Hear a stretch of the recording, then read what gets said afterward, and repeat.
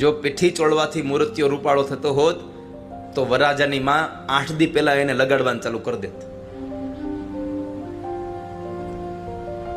બજારમાં જે પીઠી મળે છે એ પીઠીની વાત નથી કરતો.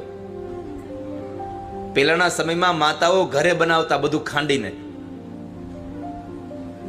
બધા પ્રકારની ઔષધિઓ નાખતા અને એ ઔષધિઓથી યુક્ત એ પીઠીને ચોળતા, જેથી કરી અને એ ઔષધિઓ એના શરીરે ચોળવામાં આવે તો એની અંદર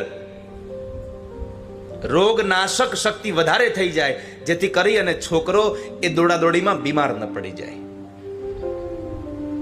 એટલા માટે હાથમાં મીંઢોળ બાંધવામાં આવતો. મીંઢોળની તાકાત હતી કે મીંઢોળ જ્યાં સુધી એના હાથમાં હોય ત્યાં સુધી એના મનમાં વિકારો ન આવે. અત્યારે ઓલા મોતીથી પુરવેલા મીંઢોળ નહીં હો, પેલાના વડીલો એ બાંધ્યા છે.